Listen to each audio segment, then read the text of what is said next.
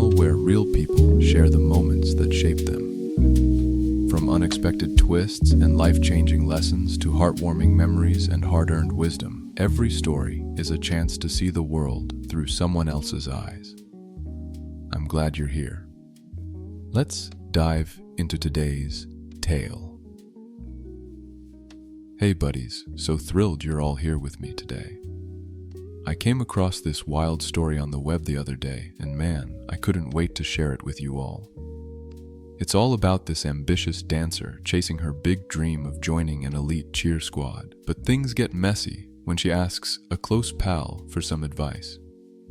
Alright, let's dive right in. Okay, so imagine me at 24, bursting with energy and that unstoppable drive that's carried me through every twist and turn on the dance floor. I've been spinning in pointe shoes since I was a kid, grooving to smooth jazz beats, heating up the room with tango and merengue moves, rocking it on my university squad, and lighting up community events all over town. For as long as I can remember, I've had this burning wish hidden deep inside, to audition for the New England Patriots cheerleaders, those absolute legends who blend elegance, strength, and that magnetic vibe that captivates everyone. It's been my quiet obsession, something I've held onto through late-night practices and endless rehearsals, just waiting for the right time to go for it.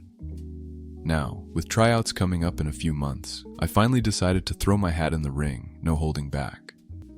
Sure, it's cutthroat out there, and rejection's always a possibility, but hey, what's the point of dreaming if you don't chase it with everything you've got? Then there's my buddy Lisa, who's 28 now, a total powerhouse from our old college cheer days.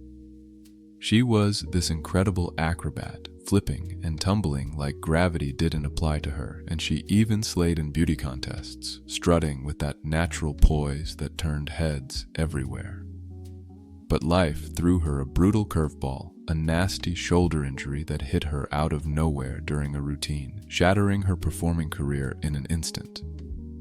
It was heartbreaking for all of us who knew her. The pain lingered, not just in her body, but in her spirit too.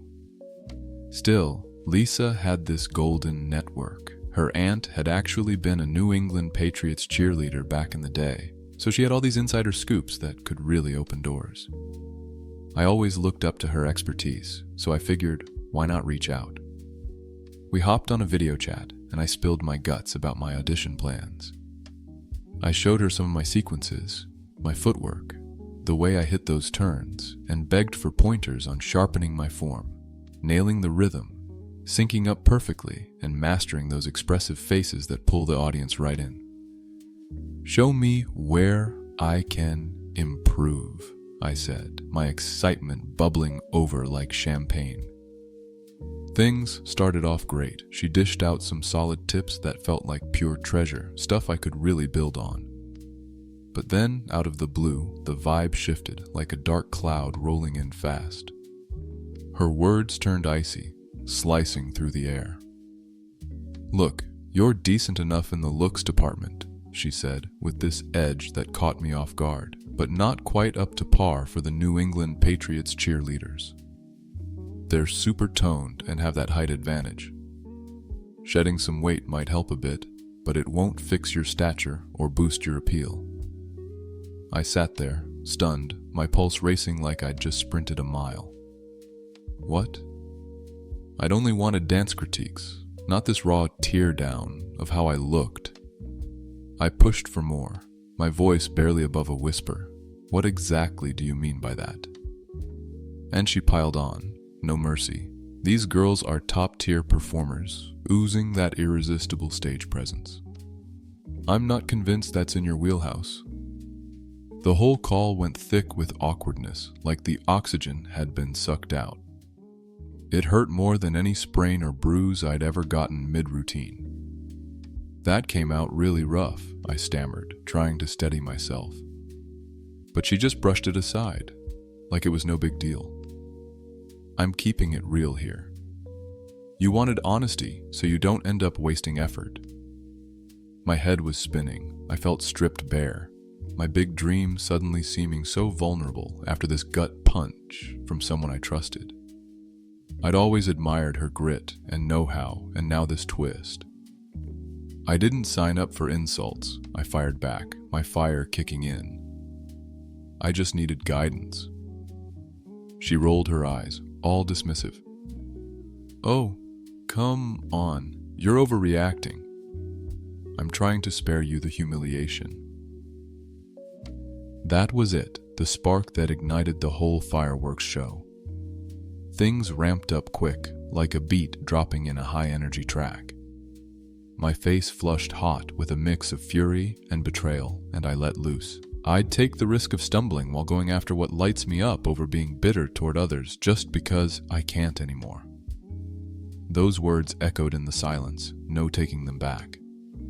Lisa went still, her expression draining of color, then murmured, "Ouch. And you're calling me bitter." Click. She ended the call, leaving me alone with the empty glow of my screen, my chest heaving from the clash.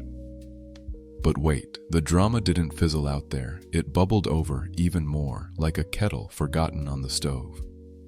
Lisa, riding whatever wave of frustration she was on, jumped on her social media and dropped this shady post. Certain folks can't stomach straight talk and turn envious when you actually have the inside track. It was vague on the surface, but crystal clear to our shared crew. The gossip exploded. Who could she mean? Our friend group split right down the middle, like a cracked pane of glass. Some backed me up, labeling her comments as straight up mean and unnecessary, a cheap shot that went too far. Others leaned her way, whispering that I'd crossed into forbidden territory by bringing up her past injury, poking at a sore spot that was still raw. That hit below the belt, they said. You targeted her weak point. I replayed that conversation in my head over and over like a loop on repeat. I hadn't planned to strike back so hard. It just poured out in the heat of the moment, born from feeling small and judged. I knew the New England Patriots cheerleaders had sky-high expectations. The build, the stature, that flawless glow that draws eyes. I'd researched the process inside out, understanding the intensity. My ask to Lisa was straightforward. Pointers from our joint history in regional performances, where we'd synced up beautifully once. Her aunt's stories were just icing, maybe for future chats. But she swerved hard, fixating on my physique, my height, my supposed missing spark, without touching on steps or style at all. It came across like a setup, maybe her own bottled-up regrets spilling onto my path. Time ticked on, and the divide widened. Get-togethers with the group turned tense, with unspoken alliances and careful words dodging the big issue lurking. I opened up to my bestie, eyes welling up. All I craved was support, not this critique. And Lisa, dealing with her own sting, vented to folks about how my jab reopened those old wounds, yanking her back to the dream she had to let go. Was it envy boiling over? Built-up grudge? Or simply emotions, clashing like cymbals? The whole mess pulled us all in, stirring the pot. Here's the part that lifts you up, though. I refused to let it crush me. I took the bits of truth in her words, the rigorous benchmarks, even if they landed wrong, and turned them into rocket fuel. I pushed my training to new levels, polished every flourish, pictured myself out there under the lights with the crowd's energy surging. I'm doing this, I told my reflection, steel in my voice. As for our bond, it dangled in uncertainty, partly scorched, maybe needing sorries, or just space to heal. Man, stumbling on this story just floored me. It's got all the raw emotion, the highs and lows that make life feel so real. I don't know this person at all, but reading about her grit in chasing that cheer dream, despite the backlash, it hits home hard. makes me think about how we all have those moments where feedback turns toxic, and it's tough not to snap back. But wow, her turning that pain into motivation. That's inspiring. Reminds me to chase my own goals fiercer, no matter the noise. In this Am I the A-hole vibe, I'd say the friend was the a-hole here, because she veered way off from giving helpful dance tips into personal attacks on looks and appeal, which wasn't what was asked for and just came off as projecting her own hurts. The storyteller lashed out in response, sure, but it was a fair reaction to being blindsided like that. Thank you for joining us on our tales. Every voice, every experience, and every moment reminds us how much we can learn from one another. If you enjoyed today's story, don't forget to follow, subscribe, and share with a friend. You can also leave us a review to help more listeners discover these powerful stories. Until next time, keep listening and keep sharing your tale.